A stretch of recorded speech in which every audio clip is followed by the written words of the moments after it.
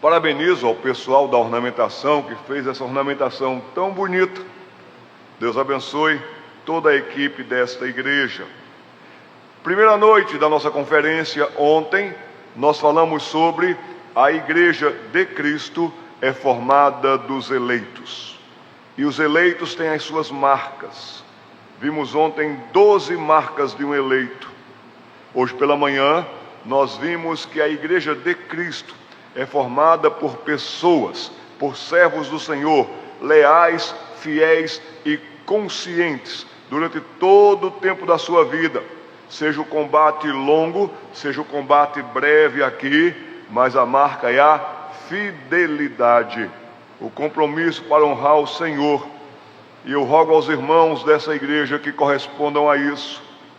Mas nessa noite eu vejo muitos homens. Alguns não vi hoje pela manhã aqui. Não sei se você estava de serviço, de viagem, mas homem, seu lugar é na igreja.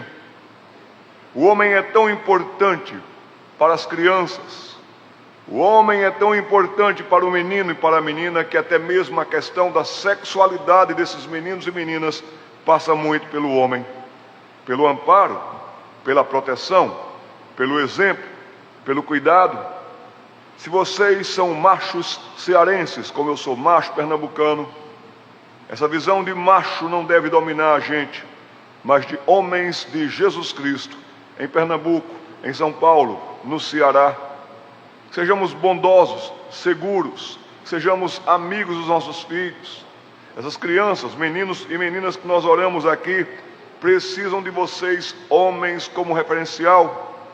Pastor, o senhor vai pregar para os homens? Vou pregar para os homens nessa noite, porque infelizmente nesse Brasil, eu tenho visto os homens se afastando, se retirando, se anulando, em diversos sentidos. Na criação dos filhos, mulher, você cuida. No acompanhamento dos filhos na escola, mulher, vai lá. Nas questões todas e tantas, de uma conversa, de um acompanhamento, de um aconselhamento, os homens têm feito 3 coisas terríveis. Os homens têm deixado para amanhã. Não, eu sei que ele está dando trabalho. Eu sei que na escola você já foi chamada, eu já fui chamado, mas amanhã mesmo eu dou um jeito nisso. Amanhã eu vou na escola, amanhã eu tenho uma conversa com ele, amanhã, e o amanhã nunca chega. Segunda coisa que muitos homens têm feito, têm deixado para os outros. Mas cadê o departamento infantil dessa igreja que não cuida dos meus filhos? Mas cadê a professora de escola bíblica dominical que não tem uma conversa com a minha adolescente? Cadê o pastor que não está vendo o meu filho? Estamos deixando para os outros. Será que na escola não tem nenhuma psicóloga que converse com esse menino? Estamos deixando para amanhã, estamos deixando para os outros, estamos deixando para lá. Se tem alguém que o diabo respeita, é o homem. Se tem alguém que Deus chama a responsabilidade, é o homem. A queda começa por uma iniciativa entre Satanás e a mulher. E quando acontece a queda, quem Deus chama a responsabilidade? O homem. Homens, vocês são guardiões das suas famílias. Um homem que ora, um homem que se interessa por seus filhos, que cuida deles, que procura saber do estado espiritual deles. Esse homem, ele terá a bênção de Deus. Rapazes solteiros que me escutam nessa noite, vejam como está a masculinidade sadia das suas vidas e da sua fé. Vocês têm um privilégio bondoso de ter uma sociedade de homens nessa igreja. Se integrem a ela. Eu vi que vocês têm algo que muitos cristãos, e oramos por eles nessa noite, gostariam de ter: a liberdade de vir à igreja, a liberdade de orar juntos, a liberdade de participar coletivamente. O pastor bondosamente nos mostrou a agenda dessa igreja. Que tal você fazer um desafio com você mesmo, de em 2025, um dia que ainda não começou para a gente, um ano que ainda não começou para a gente, mas que todos nós já estamos nos preparando para 2025. Que tal homens, mulheres, crianças? Que tal Igreja Batista de Sobral, para que Deus multiplique salvos entre vocês? Que tal vocês montarem as suas agendas em torno da agenda da igreja? Se é quarta-feira à noite, é oração e estudo da palavra, quarta-feira à noite, oração da palavra, eu vou estar na igreja. Se domingo de manhã é escola bíblica dominical, domingo de manhã eu vou estar na escola bíblica dominical. Coloque como marca da sua vida 15 minutos antes de tudo começar. 15 minutos antes da escola bíblica dominical, já esteja aqui. Sim, você consegue, sim, você pode. Você tem perdido muito tempo e tempo nós não temos. A mensagem de hoje à noite é sobre os homens que a igreja de Cristo precisa. Sobre os homens que a igreja do Senhor em Sobral precisa. De você, homem, engajado. De você, homem, fazendo parte desse ministério. Eu queria falar nessa noite sobre 6 homens. 6 homens pouco conhecidos na Bíblia, mas bem conhecidos nossos. Será que você vai se identificar com algum deles hoje? Vamos ver 3 exemplos terríveis, 3 exemplos tristes, 3 exemplos que não fizeram bem à história e fizeram mal à história de homens na Bíblia. E nós vamos ver 3 exemplos de homens que fizeram bem, que fizeram a vida valer a pena, que fizeram com que o nome de Jesus fosse glorificado. E não há meio termo, ou você estará de um lado, ou você estará do outro lado. Peço que você tenha papel e caneta, peço que você tome nota. Sempre venha com papel e caneta para a escola dominical, para a igreja, para o culto. Vamos abrir a palavra de Deus em Romanos capítulo 15, versículo 4. E depois nós estaremos percorrendo várias partes da Bíblia. Então fique com a sua Bíblia aberta. Se você perceber que alguém está sem a Bíblia, compartilhe a leitura da Bíblia com essa pessoa. Se você estiver ao lado de um corintiano, leia para essa pessoa. Romanos capítulo 15, versículo 4. Porque a Bíblia tem histórias. Porque nós temos histórias como a de Davi, Daniel, Sansão, Débora. Porque a Bíblia tem história. 43% da palavra de Deus é composta de narrativas, de histórias. O que Deus quer nos ensinar com as histórias? 4 coisas, de acordo com esse texto de Romanos capítulo 15, versículo 4, que nos diz: pois tudo quanto outrora foi escrito, para o nosso ensino foi escrito, a fim de que pela paciência e pela consolação das Escrituras tenhamos esperança. Vamos orar. Ó Deus, com a palavra de Deus, com a sua palavra aberta agora, ó Deus, nós pedimos que o Senhor abra os nossos olhos, abra as nossas mentes, sonde os nossos corações, que o Espírito Santo nos perscrute nesta noite, que Ele nos convença e nos vença. Se houver qualquer identificação terrível e triste, ó Deus, trabalhe em nós e conosco, e que nos arrependamos e nos voltemos para o Senhor, que é rico em misericórdia, e perdoar. Se, ó Deus, há algum aspecto de bondade em nós, por sua graça sempre operando em nós, que perseveremos, que nos agarremos à palavra cada vez mais, para que possamos ser homens de garra, de fé, de amor, de bondade, de coragem. Eu peço por todos os homens aqui reunidos, por suas esposas, por seus filhos e filhas, mas fale conosco nessa noite, em nome de Jesus. Amém. Primeira questão, porque as histórias foram escritas na Bíblia, está aqui dizendo: para o nosso ensino. Toda história na Bíblia é para que você aprenda. É melhor você aprender com os erros dos outros, ver a história deles e dizer: meu Deus, eu estou indo pelo mesmo caminho, e se volte para o Senhor. É melhor você observar o que aconteceu com os outros e se retirar os pés dessa caminhada que você está indo igual ou até, quem sabe, pior. Tudo o que outrora foi escrito para o nosso ensino. Também tem uma mensagem, e um dia voltarei aqui para pregar essa mensagem sobre as mulheres. O tema que eu tenho para pregar para as mulheres na próxima vez que vier aqui é uma pergunta que eu faço para vocês em cima de uma canção de Lindomar Castilho. minha irmã, você é doida demais. Voltarei aqui, pastor, se Deus nos permitir. Mas hoje minha conversa com os homens. Você está aqui nessa noite para que você aprenda. A segunda questão, porque uma história está na Bíblia, é pela paciência. Que Deus aumente nossa paciência, que Deus treine a nossa paciência. Nós estamos nos tornando pessoas impacientes, somos imediatistas. Está difícil, meu irmão, aí você reclama, se volta contra Deus, você se revolta, você quer se afastar da igreja. Está difícil, meu irmão, paciência. Foi difícil para José ir parar no fundo de um poço. Foi difícil para José parar lá no fundo de uma prisão. Foi difícil para José, passou anos e anos sofrendo. Paciência. Foi difícil para Daniel deixar o seu país com cerca de 15 anos de idade e nunca mais voltar. Conviver no meio de uma geração pervertida e corrupta, como era aquela geração da Babilônia. Era tão corrupta, tão pervertida, que era capaz de mandar pessoas santas para a fogueira. Era capaz de mandar pessoas leais a Deus aos leões. E ali eles tiveram paciência. Está difícil, minha irmã? Nós podemos ver com as histórias das mulheres de Deus, que foram mulheres piedosas e pacientes na Bíblia. Terceira coisa, porque as histórias foram escritas na Bíblia para consolação.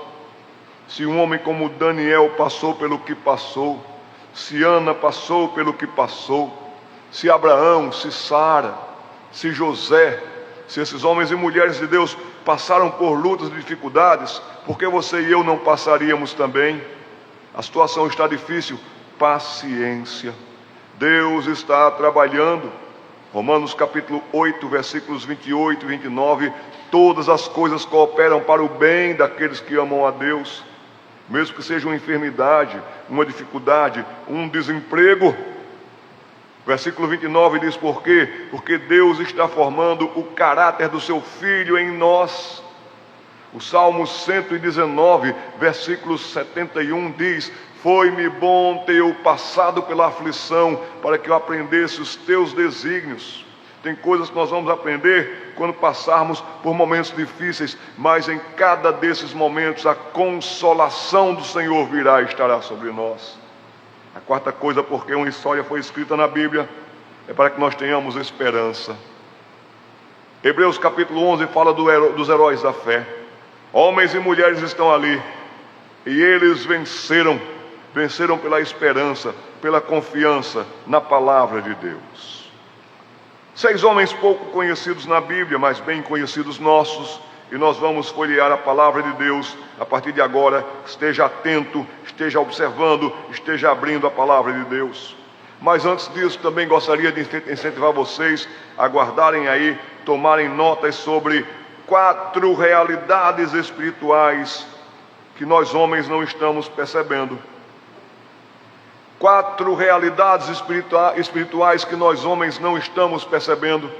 E as mulheres, que deveriam ser auxiliadoras, podem ser que também não estejam percebendo. E pais e mães possam ser que não estão percebendo. Possa ser. Primeira realidade espiritual em Sobral nessa noite: o inimigo ataca sempre. O inimigo ataca sempre. E nesses últimos tempos vem atacando de forma ininterrupta as famílias. Nossos casamentos, nossos relacionamentos, nossa vida conjugal, nossa maneira de tratarmos um ao outro em casa, marido e mulher, os filhos. Nós estamos nos embrutecendo, nós estamos nos tornando pessoas grossas e grosseiras. Nós perdemos a gentileza em casa, aquela gentileza que a gente tem com todo mundo lá fora, todo mundo na igreja, nós não as temos em casa. Conversando com muitos meninos e meninas, eu tenho escutado que muitos deles preferem ir para a casa do amiguinho, ficar na casa da amiguinha até mais tarde, para não ter que voltar para casa, porque em casa o ambiente é terrível, o ambiente é tétrico, o ambiente é de uma fumaceira de raiva, de ódio, de rancor, de desprezo. Meus irmãos, o diabo quer isso para as nossas famílias. que um homem não segure na mão da sua esposa, que não caminhem de mãos dadas, que não se abracem, que não se beijem. O inimigo quer isso, e o inimigo está conseguindo. Ele está levando vantagem sobre as nossas famílias. Sim, a primeira realidade espiritual é que o inimigo vem atacando de fato e de maneira ininterrupta as famílias. Proteja a sua família.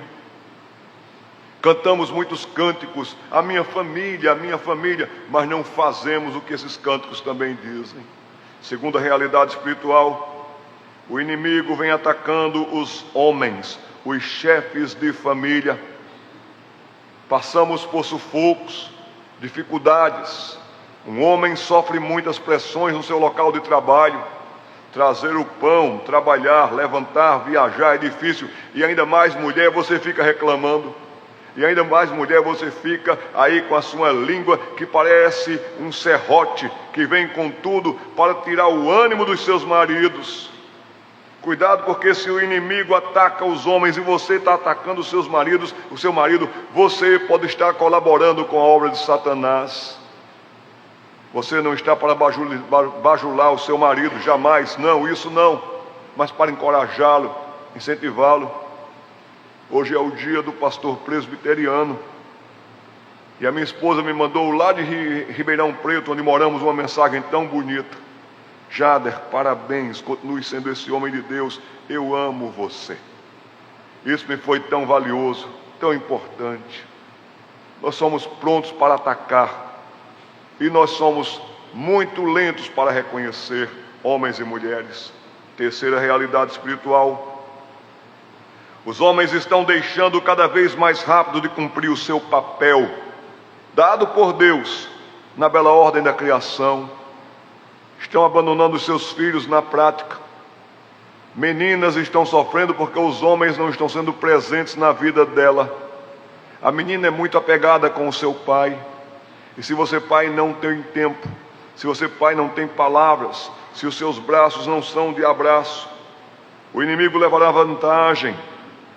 O inimigo, sim, está vendo que os homens estão deixando de vir à igreja, de ler a Bíblia, de orar. Como lhes disse, o homem resiste a Satanás, e é tão sério que em casa, se você se complica com a sua esposa, a palavra de Deus diz: cuidado, homem, porque as orações de vocês podem ser interrompidas. A quarta realidade espiritual é que tem muita mulher também precisando e tendo que fazer o papel do homem, porque o homem está omisso. A mulher tem que assumir com muito esforço, com dores até, o que não é da sua estrutura física nem emocional, a questão de assumir a casa, assumir até os cuidados da casa, as finanças da casa, a criação e a educação dos meninos. As mulheres estão sofrendo por isso, porque os homens estão se omitindo de auxiliadora, que é o seu papel na criação. A mulher, ou muitas mulheres, têm que tomar a frente da casa, e quando isso ocorre, não demora muito, o caos passa a ganhar proporções inimagináveis em condições insuportáveis. Para a mulher, para os filhos, todos sentem. Homem, lhes digo com muita seriedade e severidade nesta hora, tomem vergonha na cara. Uma pesquisa na Suíça comprovou que se num casal misto, o homem é crente, mas a mulher não, ou a mulher é crente, mas o homem não, essa pesquisa revelou que se a mulher é crente, mas o homem não, e ela faz de tudo para trazer os filhos para a igreja: vamos meu filho, vamos minha filha, olha aí, vamos levantar, café da manhã, igreja, a carga é tão grande para a mulher, que 70% dos filhos não ficam na igreja. Com o tempo eles se vão. É muito forte. Quando a mulher é crente e tem que fazer todo esse esforço, 70% dos filhos se desviarão por aí, por ouvirem outros. Quando entrarem na faculdade, já no ensino médio, esses meninos e meninas irão. Mas essa mesma proporção acontece quando o pai é crente, a mãe não é. Filho para a igreja, todo mundo para a igreja, troca de roupa, vamos lá, café da manhã pronto, todo mundo. Quando o homem é crente e traz os filhos para a igreja, 70% dos filhos ficam na igreja. Agora, quando o casal é crente e descuida, vejam que perigos. Está faltando o homem.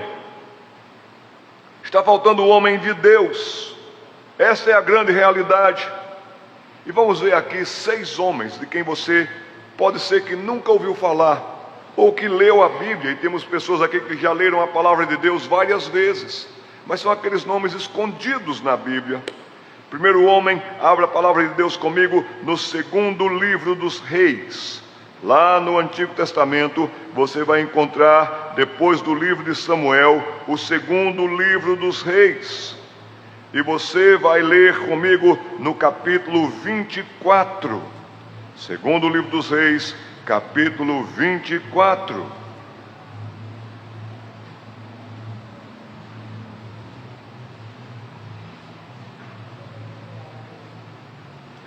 E nós vamos ler a partir do versículo 18.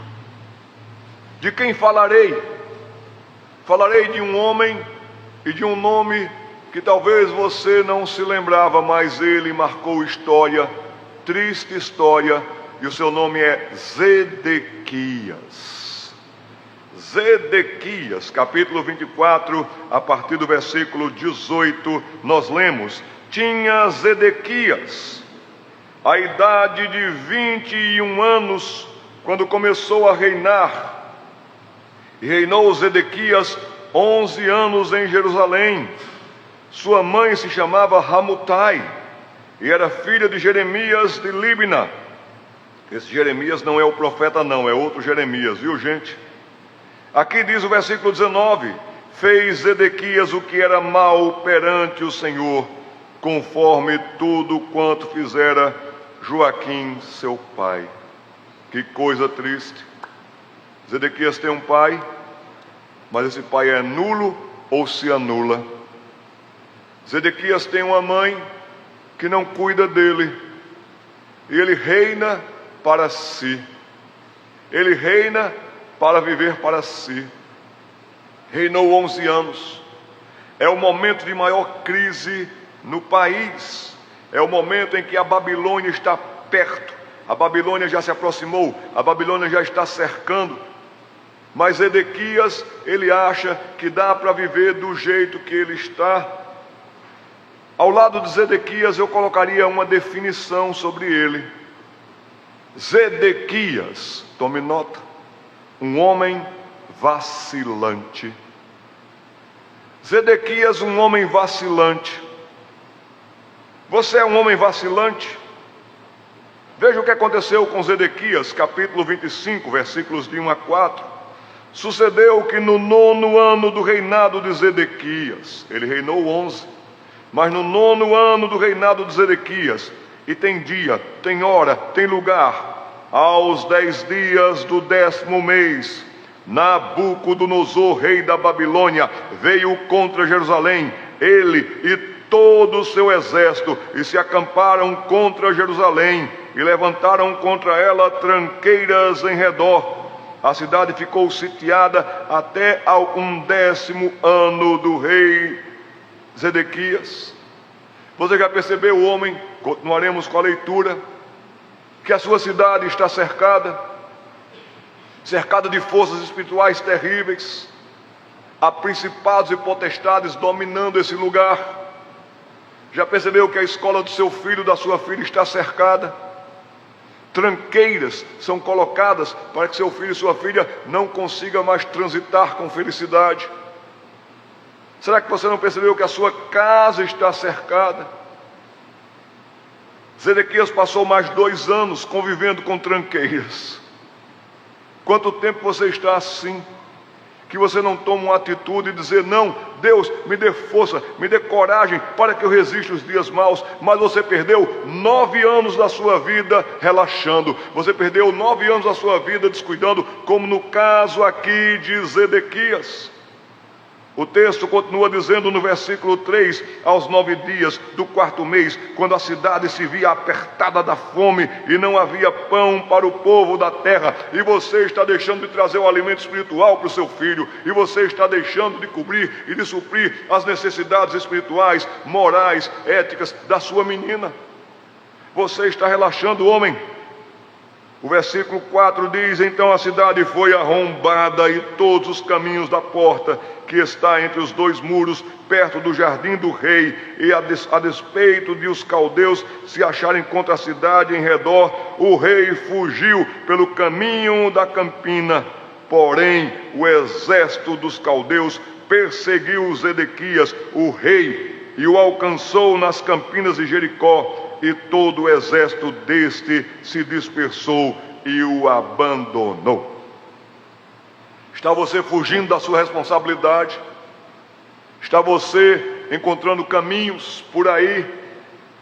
Você não tem escape. Você falhando como pai, você falhando como marido, você falhando como protetor da sua família, é porque você já vem vacilando há muito tempo. Zedequias, um rei vacilante. O que é que faltava a Zedequias? 3 coisas. Tome nota. Faltava a Zedequias equilíbrio.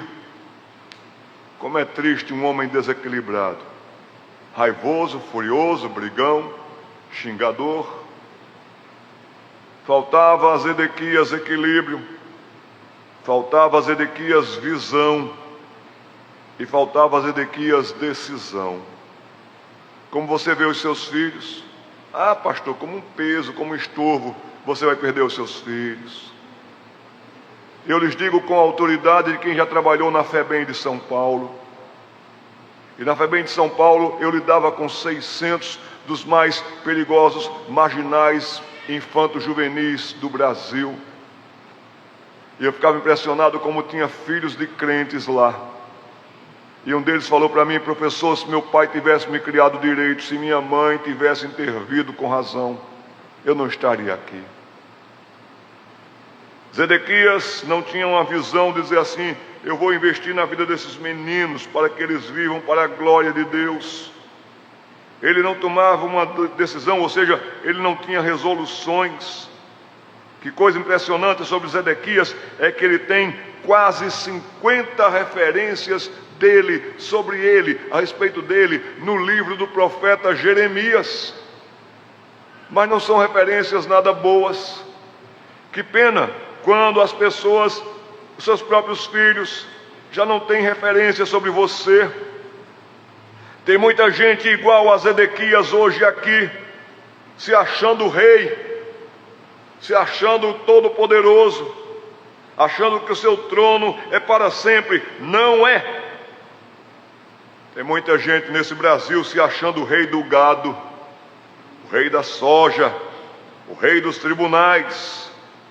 Mas saibam todos vocês que se acham empoderados que poder é igual a perfume. Pode cheirar por um tempo, mas perfume passa. Já aconteceu com você e comigo. Saiu de casa tão perfumado debaixo dos braços, mas quando foi um dia, um momento, você parou e disse: cadê o perfume que estava aqui? Passou. Você se acha?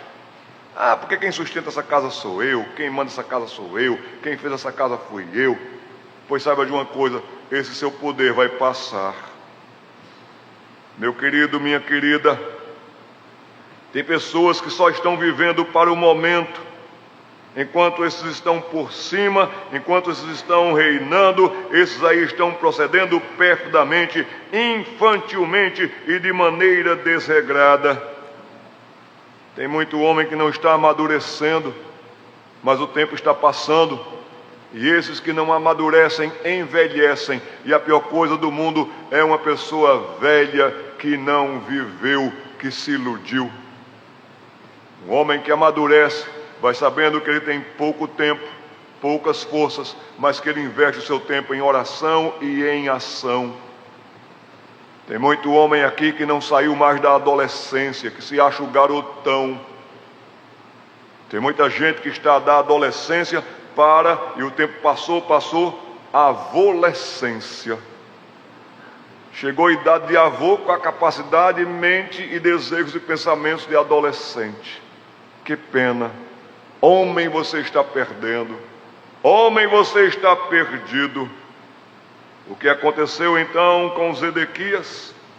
Que relato triste sobre ele, não? Tentou escapar para cá, tentou tirar o corpo. Não é comigo. Na hora H, eu vou fugir. Vejam o que aconteceu com Zedequias nos versículos 6 e 7.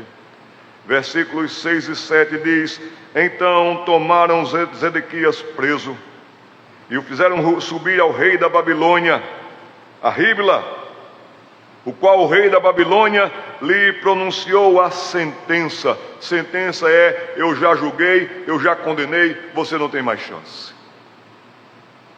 Nenhum homem aqui que me escuta nessa noite está preparado para ouvir sentenças desse tipo. Você está perdido. Você não tem mais chance. Você não tem mais jeito. Homem, se arrependa. Homem, se volte para o Senhor. Na vida de Zedequias, olhe o que aconteceu. E se aconteceu com ele, quem sabe você seguindo pelo mesmo caminho da teimosia, das ilusões, da arrogância, da prepotência. O que aconteceu com Zedequias aqui no versículo 7: aos filhos de Zedequias mataram os filhos à sua própria presença, à sua própria vista. Meninos foram mortos na frente do pai, e a Zedequias vazaram os olhos, ataram-no com 2 cadeias de bronze e levaram-no para a Babilônia. Preso, cego, vazaram-lhe os olhos. Enquanto você tivesse seus olhos, enxergue o seu coração e diga: Senhor, eu tenho sido um homem displicente, eu tenho sido um homem relaxado, eu tenho sido um homem que tem buscado o reino de Deus e a sua justiça, se me sobrar tempo, quando me sobrar tempo, e esse tempo você sempre alega que você não tem.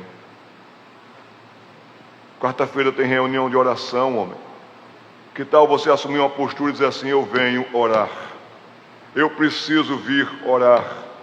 Não arrume desculpas. Nós somos mestres, nós homens somos mestres em desculpas. Mas pare e pense, veja e escute a sonoridade das desculpas que você arruma. Desculpas se tornam desculpas. Segundo homem que nós podemos ver na Bíblia, voltando algumas páginas, nós vamos ter o primeiro livro de Samuel, capítulo 4, versículos 21 e 22. Meninos que já nascem sofrendo, meninos que já nascem com dificuldades. Primeiro livro de Samuel, capítulo 4, versículos 21 e 22. O nome desse menino, em algumas versões, é bem interessante, essas versões mais antigas, na sonoridade do nome dele em português. O nome dele é Icabode, mas em algumas versões o nome dele é Icabô. Icabô. Primeiro livro de Samuel, capítulo 4, versículos, vamos ler 20, 21 e 22. Versículo 20: ao expirar do cansaço de ter dado à luz ao seu filho, ao expirar, disseram as mulheres que assistiam: não temas, pois tiveste um filho. Ela, porém, não respondeu, nem fez caso disso, mas chamou ao menino Icabode, ou Icabô, dizendo: foi-se a glória de Israel.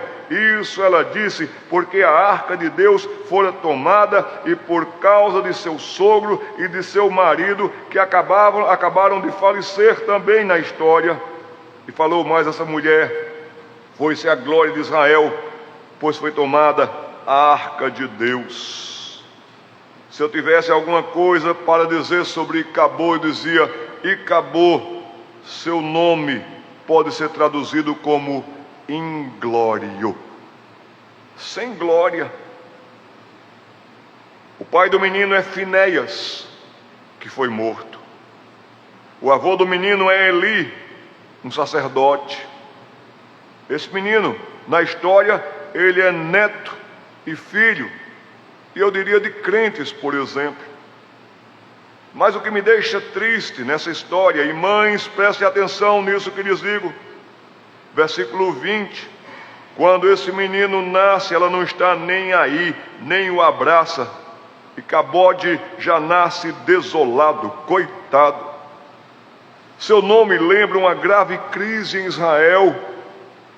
Houve a invasão dos filisteus, capturaram a arca do Senhor, um grande escândalo, levaram essa arca para a casa dos deuses deles, os filisteus.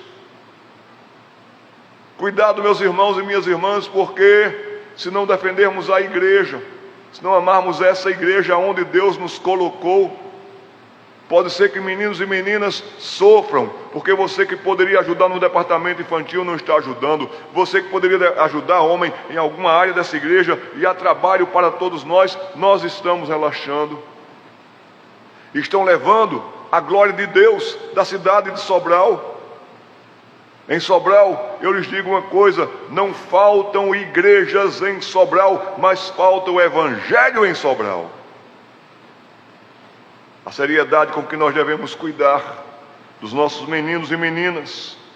E Cabô foi crescendo com a arca lá na casa dos filisteus.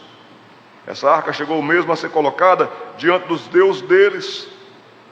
Mas irmão, irmã, no que depender de mim e de você, não deixe que a glória de Deus se vá dessa cidade, não deixe que a glória de Deus se vá dessa igreja. Batalhe, ore e diga: Deus, traga a sua glória de volta para este lugar.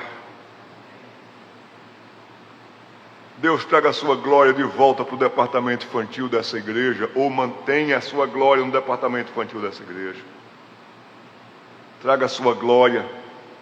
Quando nós cantamos nessa noite sobre a vinda de Jesus, cantai que o Salvador chegou, que a terra acolha o Rei, e que quem entrar nesse lugar para participar dos nossos cultos, percebam que aqui nós adoramos ao Rei Jesus. Cantem com alegria, cantem com entusiasmos, cantem porque vocês sabem em quem vocês têm crido. Cada afirmação dos cânticos que nós cantamos: ó, vem Senhor Jesus, Maranata, que venha do coração e não só dos lábios. Jesus Cristo uma vez disse para o povo que estava até o seguindo: esse povo me honra com os lábios, mas o seu coração está longe de mim. Um dos sintomas que a igreja está perdendo o referencial da glória de Deus é nos cânticos arrastados, nos cânticos mortos. Meus irmãos, nos estádios de futebol as pessoas cantam mais a glória dos seus times e dos seus heróis do futebol do que nós cantamos a glória do nosso Deus. Eu quero incentivar que você solte os pulmões. Pastor, eu sou desafinado, não tem problema, Deus aceita os desafinados. Você não está cantando para o show, você está cantando para o Rei. Terceiro nome, Nabal. Se eu tivesse que referendar Nabal sobre alguma coisa, eu diria: Nabal, um homem imprestável. Você é um homem assim, imprestável? Pastor, eu não lembro de Nabal não. Você vai lembrar, nesse mesmo livro de Samuel, capítulo 25, nós chegamos à história de Nabal. Que momento histórico é esse? É o momento em que os filisteus estão furiosos. Os filisteus estão cada vez mais intimidando. É o momento em que a nação de Judá, ela está em situação difícil. Israel está em situação muito difícil. Samuel morreu. O povo está desorientado. O povo está sofrendo. 1 Samuel capítulo 25, versículo 25. Nabal é casado com uma mulher chamada Abigail. Esse versículo 25 aqui é quando Abigail vai clamar pela vida do seu marido Nabal.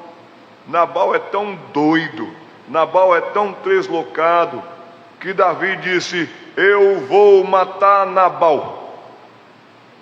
E essa mulher intervém. Versículo 25 do capítulo 25, Abigail diz a Davi: não te importes, o meu senhor, não se importe o meu senhor com este homem. Este homem é um homem de Belial, uma das marcas diz assim: esse homem é um homem do diabo. Seu comportamento, suas atitudes, sua maneira de ser. Não se importe, meu senhor Davi, com esse homem de Belial, a saber, com Nabal, porque o que significa o seu nome, ele é. Nabal é o seu nome, e a loucura está com ele. Eu, porém, tua serva, não vi os moços do meu senhor que enviastes. Davi tinha enviado homens para a terra de Nabal para pedir alimento. Davi estava lutando pela proteção nacional. Davi estava lutando pela preservação do povo que estava confuso, que estava com medo, ameaças de todo lado. E Davi, com o seu exército, está precisando alimentar o seu exército. E Nabal tem terras e tem tudo. Davi diz: Nabal, mande pão para a gente. Nabal, mande alimento para a gente. Mas Nabal diz: não estou nem aí. Nabal como que diz assim: quero que vocês explodam. Então Davi diz: é assim? Você pode ajudar e não ajuda? Você só quer que a gente proteja você? Pois eu vou matar você. Davi tomou essa decisão. Nabal se achava estrela demais, viu, gente? Nabal se achava a estrela do momento. Mas o versículo 25 diz: a loucura está com ele. O homem que era tolo também é uma ilustração marcante de um homem como indicativo de uma natureza má, de uma natureza ruim. Você é um homem ruim? Você é uma pessoa de índole má? Você faz questão de tocar o terror dentro da sua casa? Pois, homem, você é um louco. A palavra de Deus diz que você é um imitador de Nabal. Não se orgulhe disso, não se vanglorie disso, porque a sua hora está para chegar. Quando Davi chegou a Nabal, pedindo comida para os seus soldados famintos, esse homem rude recusou. Se você ler a história, você vai saber de tudo isso. Nabal tinha, mas não participa. Nabal podia, mas não fez nada. Nabal não quis ajudar. Nabal era um tolo, egoísta, mesquinho, muquirana. Nabal confiava só no momento dele. Nabal não participava dos esforços de guerra. Nabal só queria usufruir do bem e do bom momento. Nabal era uma pessoa com quem não havia diálogo. Você está com a sua Bíblia aberta, mas anota aí o texto de Provérbios capítulo 14, versículo 17. Provérbios 14, 17. Lhe diz e me diz o seguinte: o que presto se ira, o que rapidamente é pavio curto, o que presto se ira faz loucuras, e o homem de maus desígnios é odiado, até mesmo dentro da sua casa. Mas, homem, nessa noite é noite de deixar a tolice de lado. É noite de se arrepender. É noite de examinar o coração e dizer: Senhor, o que é que eu estou fazendo? O que foi que eu fiz? Senhor, me dê a oportunidade de me voltar. Me dê a oportunidade de recuperar o tempo perdido, as pessoas perdidas. Ó Deus, tem misericórdia de mim. E Deus é misericordioso. Davi partiu para matar Nabal, mas Abigail, sua linda esposa, implorou pela vida do seu marido indigno. Uma coisa que eu não entendo é que tem tanta Abigail que casa com um Nabal. Tem tanta mulher boa, maravilhosa, que casa com um doido. Pais, oriente seus filhos e oriente suas filhas para que os meninos não sejam Nabal e suas meninas não caiam na loucura de um louco. Geralmente meninas vão casar com quem não presta, muito passa pelo pai. Porque o pai infernizou tanto a vida dessa menina que ela está sem referencial algum. O que Nabal fez, a história conta. Nabal foi beber. Nabal entrou na bebedeira. E depois de uma festa, o bêbado Nabal foi informado da ameaça de Davi, que veio para tirar a sua vida. E Nabal morreu de susto. Que sorte de Nabal que ele tinha uma Abigail. A escritora Edith Dean conta que das mulheres da Bíblia, aqui está uma mulher sábia. Ela foi da maior influência para o bem e ajudou inclusive Davi, ao lembrar-lhe que Davi era um ungido de Deus e que deveria manter o reino de Israel que lhe fora confiado, e Davi vai até agradecer a Abigail por isso. 3 homens, marcas terríveis. Zedequias, vacilante, e Cabô nasceu num sufoco, nasceu sufocado, nasceu sem ver a glória de Deus. Nabal, um imprestável. Mas essa noite também nós temos na Bíblia exemplos de homens que nós podemos olhar para eles e dizer assim: eu quero ser como este homem. Já que eu estou sendo como esses homens, eu quero ser como estes homens. Já ouviram falar de Sama ou Samá? Vou chamá-lo de Samá. Que marca eu lhe daria sobre Samá? Sua história está no 2º livro de Samuel, capítulo 23. 2º livro de Samuel, capítulo 23, versículos 11 e 12. A Samá eu darei a lembrança, a referência de Samá, um homem cujo princípio de vida era Deus disse.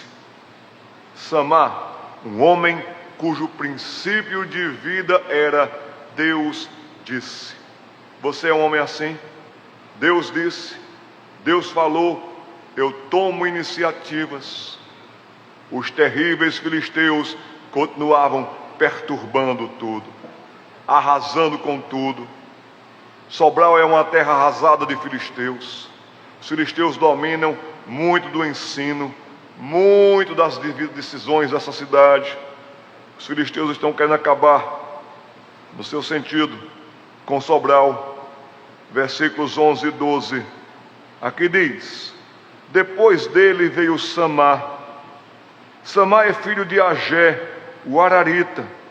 Quando os filisteus se ajuntaram em Leí, onde havia um pedaço de terra cheio de lentilhas, e o povo fugia de diante dos filisteus.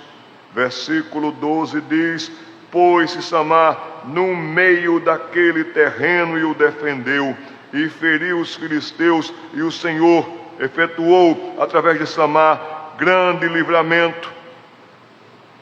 A coragem de Samá em defender um campo de lentilhas.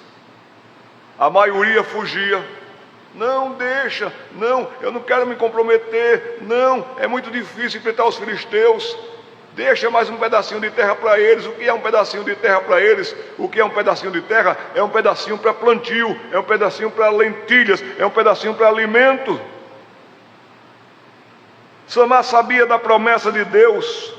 Deus tinha dado aquela terra como possessão ao povo, porque daquela terra, daquele povo, haveria de vir o Messias, Jesus de Nazaré. Samá tinha consciência de que não foram os braços do povo de Israel, nem o seu exército, mas sim o Senhor quem lhe dera aquela terra. Quem pensou nesse pedaço de chão não foram os americanos. Quem pensou nesse pedaço de chão não foram os primeiros crentes, como nós ouvimos esse relato. Quem pensou nesse pedaço de chão aqui foi o nosso grande Deus.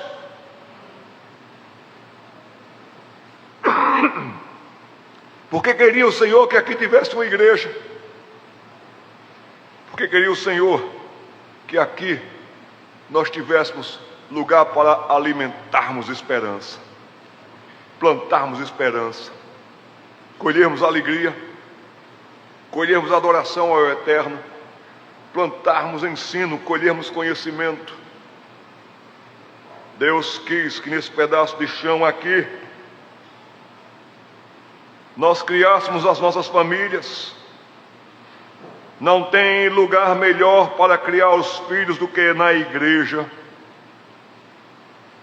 Tem lugar mais apropriado para isso também, para ensinar meninos e meninas, do que a escola bíblica dominical? Quantos filhos estão perdidos hoje, porque faltou-lhes referencial, homens, pais que valorizassem o que Deus valoriza, e Deus valoriza a igreja que Ele comprou com o seu próprio sangue, com o sangue do Filho de Deus, Jesus Cristo. Deus, Ele valoriza a igreja. Mas tem muita gente aqui desistindo cedo demais da igreja. Tem muita gente aqui negociando rápido demais os valores que Deus nos deu. Tem muita gente aqui substituindo rápido demais o que Deus deixou para essas pessoas. Não vou para a escola dominical mais não. Só vou para o culto da noite. Só vou uma vez por mês. Eu fico em casa assistindo culto aí das igrejas por fora. O evangelho humanista tem sido centralizado no homem. Nunca vai atender ninguém. Que homem foi Samar? Se pôs no meio daquele terreno e disse: aqui, filisteu, não põe o pé. Aqui, no que depender de você, meu irmão e minha irmã, teologia liberal não põe os pés. Aqui, falso ensino não põe os pés. Aqui, ideologias e ideias humanistas não porão os pés, porque aqui nós preservaremos a boa semente que é semeada todo o tempo nesse lugar. O quinto homem, perdão, estou com a garganta bem irritada.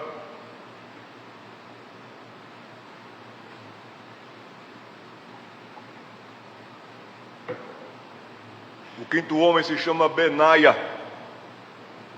Sou fã de Benaia. Quer um nome bonito para o seu menino? Benaia. A identificação que eu faço com o nome de Benaia é: Benaia, um homem que esbanjava coragem. Benaia, um homem que esbanjava coragem. Pastor, Benaia era valentão? Não. Benaia era valente. Sabia lutar as lutas certas. Sabia manusear as armas certas. Sabia defender o povo que precisava da sua defesa. 2 Samuel capítulo 8, versículo 18. 2 Samuel capítulo 8, versículo 18, vai falar sobre Benaia, de quem eu me tornei fã. Versículo 18 desse capítulo nos diz: e Benaia, e que bonito que na história sempre tem um referencial para positivo ou para negativo, de quem era o pai e quem era a mãe. Benaia era filho de Joiada. Ele era o comandante da guarda real. Os filhos de Davi, porém, eram seus ministros. Aí nós vamos para o capítulo 20, versículo 23. Capítulo 20 agora. Já vimos que Benaia era um valente de Davi. Capítulo 20, versículo 23. Nós lemos sobre Benaia. Joabe era comandante de todo o exército de Israel. Benaia, o que era filho de Joiada, da guarda real. Adorão, e aqui está contando mais outras histórias, mas ele sempre estava envolvido com a defesa. Agora nós vamos ao capítulo 23, versículos 20 a 22. O que fez esse homem? Que nos faz olhar para a história dele e dizer: Senhor, me ajuda a ser um valente, com coragem, para defender o povo de Deus. Olha a história de Benaia aqui agora, versículos 20 a 22. Também Benaia, filho de Joiada, era homem valente de Cabzeel e grande em obras. O que ele fez? Feriu 2 heróis de Moabe. Até aqui por enquanto. Os moabitas eram terríveis, outros inimigos do povo de Israel. Os moabitas, eles eram velozes, rápidos com as armas. Mas entre os moabitas haviam então os heróis deles. Geralmente um soldado moabita, para ganhar o título de herói moabita, entrava numa arena para lutar contra um leão furioso, e ele com espada. E era quando aquele homem matava o leão que ele tinha o direito de arrancar o couro do leão e se vestir com o couro daquele leão. Quando o moabita passava vestido com couro de leão, com toda aquela indumentária do leão, o pessoal dizia: ali está um herói, olha que homem grande. Pois agora aqui o contexto é esse, versículo 20: ele feriu a 2 heróis de Moabe. Ele enfrentou 2 perigosos moabitas com essa roupa de leão, fúria de leão, mais ferozes do que leão. Sabemos que há um leão que anda em derredor de nós, que tenta devorar o rebanho de Cristo. Sabemos que tem os seus agentes humanos, que vêm com tudo para dizer: Deus não existe. Darwin provou que há evolução, e sabemos que vêm esses ideólogos todos, e nós haveremos de feri-los em nome de Jesus com a espada da verdade. Quando fizemos o curso aqui sobre apologética, nós enfatizamos muito isso, como manejar a palavra da verdade. Moabe fez isso. Para que a história de Moabe? Não para que a história de Moabe. Enfrentou 2 de uma vez, 2 perigosos de uma vez. Mas veja o texto continuando no versículo 20, e aqui diz: desceu a uma cova, aquele buraco, e nessa cova matou um leão no tempo de neve. Ele também lutou contra um leão, como Sansão fez. Ele lutou contra um leão em tempo de neve, ou seja, o chão estava gelado, escorregadio, mas ele estava lá e enfrentou o leão e matou o animal, matou um leão feroz que podia atacar pessoas e rebanhos em Israel. A história para aí? Não, a história não para aí. Versículo 21 diz: matou também um egípcio, homem de grande estatura. Lembra de alguém na Bíblia que também tinha grande estatura? E um rapazinho foi lá e derrubou ele e o matou? Golias. Aqui está dizendo que esse homem egípcio também tinha uma grande estatura. E o versículo diz que ele trazia uma lança, mas Benaia o atacou com um cajado, arrancou-lhe da mão a lança e com ela o matou. Cajado é arma de pastor, a lança é arma de furiosos. E com habilidade e com agilidade aquele homem vem e derruba aquele egípcio e o mata.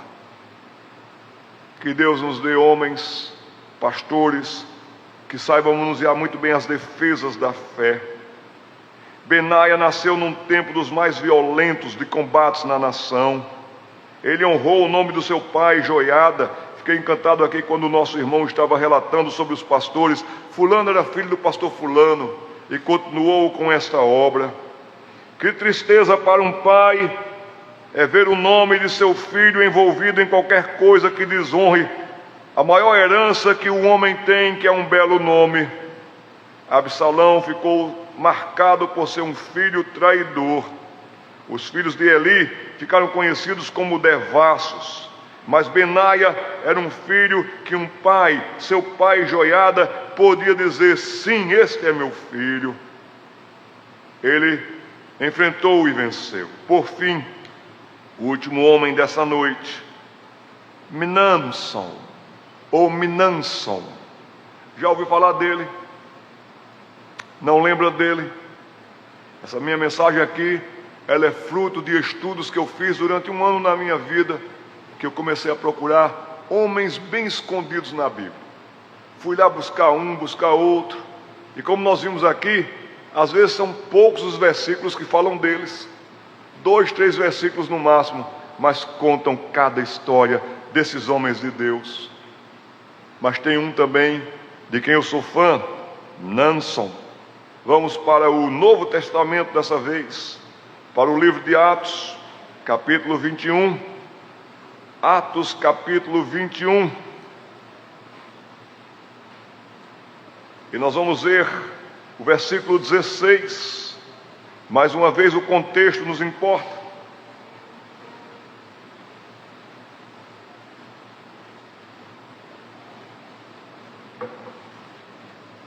É a última vez que esses homens veem Paulo. Paulo está seguindo para Jerusalém, depois será mandado para Roma, e nunca mais eles verão Paulo. Capítulo 26 é resultado dos capítulos 25, 24, 23, capítulo 20, quando Paulo reúne os presbíteros para conversar com eles, eles choraram porque seria a última vez que eles viriam Paulo. Capítulo 21, versículo 16 de Atos, perdão se eu dei outra referência, é no capítulo 21, versículo 16. E alguns dos discípulos também vieram de Cesareia conosco, trazendo consigo Mnason. Mnason era natural de Chipre. Quem é esse homem? É um velho discípulo com quem nos deveríamos hospedar. Paulo está se dirigindo para Jerusalém, depois seguirá para Roma, como lhes disse. Prisão e lutas esperam por Paulo, mas está faltando gente que dê acolhida como Mnason, viu gente? Está faltando gente que possa ouvir.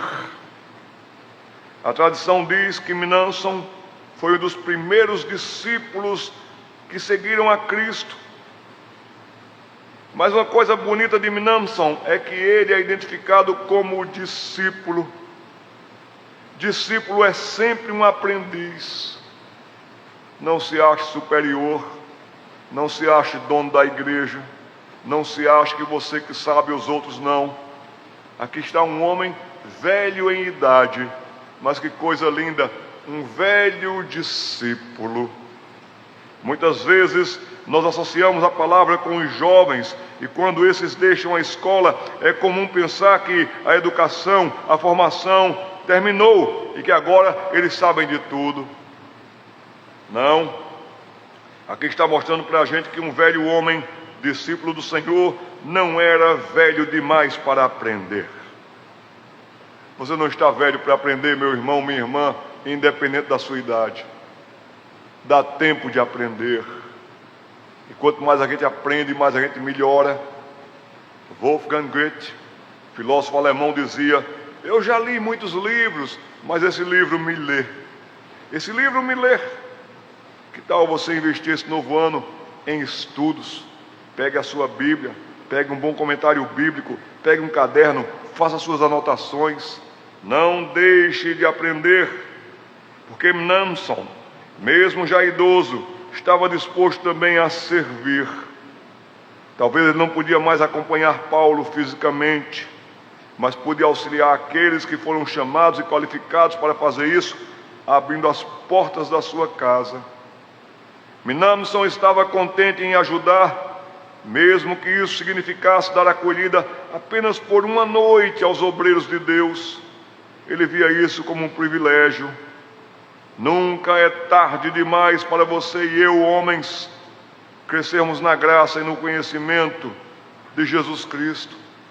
2 Pedro, capítulo 3, versículo 18, o último versículo que Pedro escreveu, inspirado para mim e para você nessa noite.